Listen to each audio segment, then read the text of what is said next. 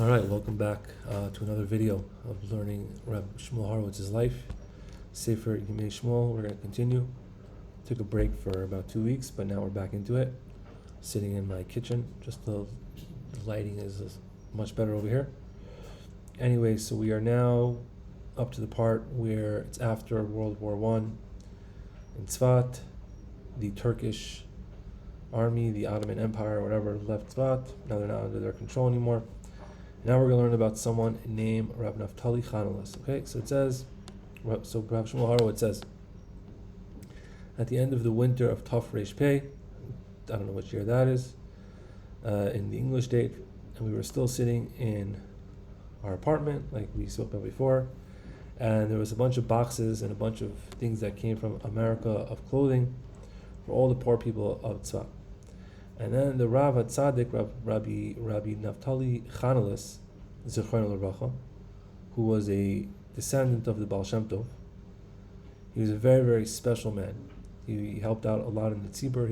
He helped the community a lot, and he was oisik b'mesiras nefesh b'tzarchei tzibur l'shem shemayim.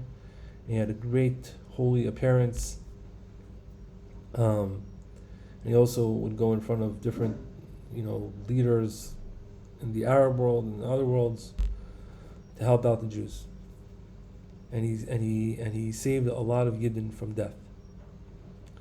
And Rav Shmuel Horowitz says that it's impossible to tell over everything about him and the greatness of this tzaddik. And also he was also helping us, to support the yeshiva of the Pridvaz, which was in Tzfas.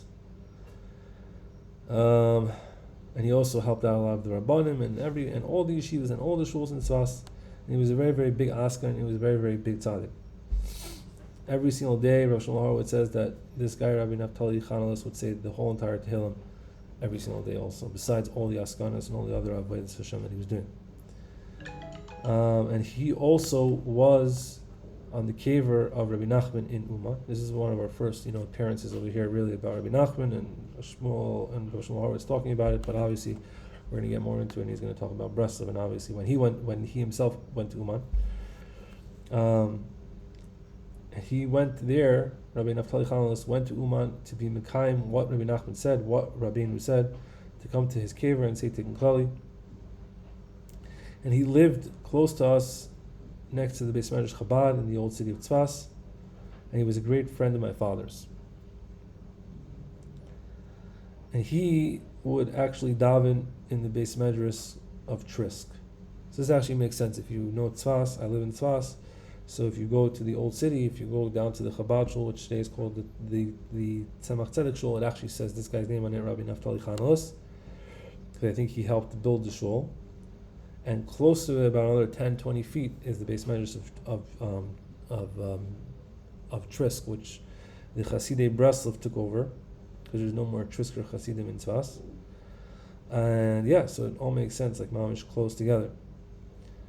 But even though he davened in Trisk, Rav Shmuel Horowitz says that he would still come to hear my father's davening, and when he read from the Torah on Shabbos, and also especially the Megillah on Purim. And one time he went to Yerushalayim for the Indian of Tzarchei Tzibor to help out the community, and he took and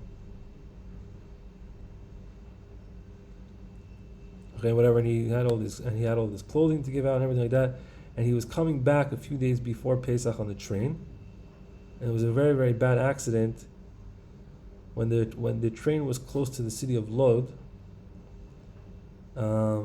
Some of the railroad tracks came off the track, and some of the cars of the train, some of the carriages of the train fell off the mountain. And he was in one of these carriages, he was in one of these cars, and in our great sins, he died in this accident. They found his body, and the people of Yafo, Jews in Yafo, came and they took him and they buried him there in Yafo. And it was a great sadness and mourning in the whole entire Eretz Yisrael, especially in Tzfas. It was a great mourning on this great loss that we had. That the chen, the grace and the beauty of the city was taken from us. And it was like Tisha B'Av.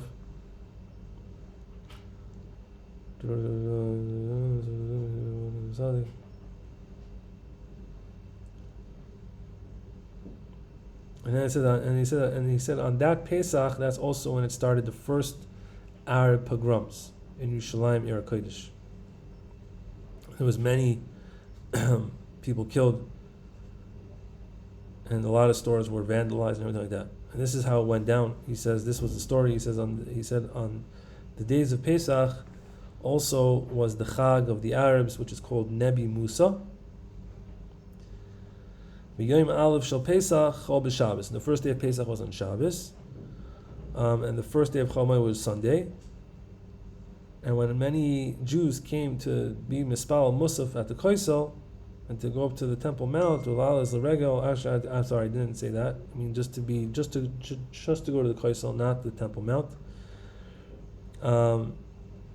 There was many Arabs jumped them, Arabs from Hebron and Yerushalayim, with sticks and knives, and they killed many Jews there. and this continued on for a week. He says they killed many people in the Arab Shuk, I guess, and also on Rechoiv Hebron in the old city of Jerusalem. And they also vandalized a lot of stores. Also many stores on Rechov Yafo, next to Shar Yafo.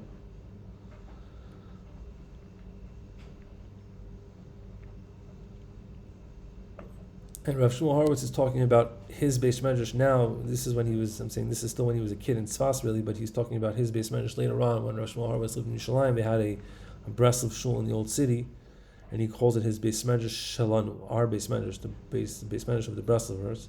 And he said that they what's it called? They also vandalized and they broke the windows and they injured people there. And the Memshala and the government didn't do anything to them. They only captured a few of them, and they sent them to prison for 15 years. And then all the Rabbanim made a tiny tzibor, b'yom chaf sivan al kol ha'olam. Sagru kol ha'chaniyos la'os macha, and they closed all the stores, and we all went. Now we're back in Tzfat. He says we all went to the Beis Knesset Ari, also to protest against Jews that were taken, because they also took Jews into jail for fighting back against the Arabs. We also said to him in the yeshivas of Pradvaz, and then at the end of the shleishim for Rabbi Naftali Chanales, Zchron L'Bracha, Hainu B'Chodesh Iyar, he died right before Pesach, and then these pogroms started. They also made a hesped for him, because in Nisan, when he died, you don't do hespedim. That's what it says in Halacha.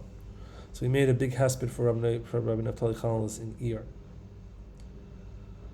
And he said, in his words, my father said the thing. He said that the city of Tzfat sent to Yerushalayim their carbon Pesach, meaning that Rabbi Naftali Chanales was like a carbon Pesach or something like that.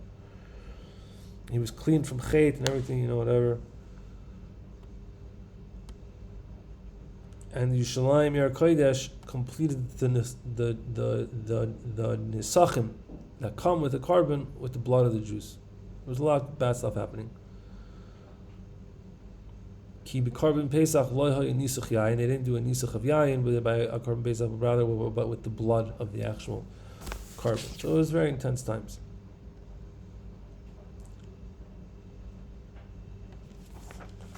All right, I think we're gonna leave that today. I'm just doing a quick little video today, but hopefully next week we'll pick up with the regular length videos.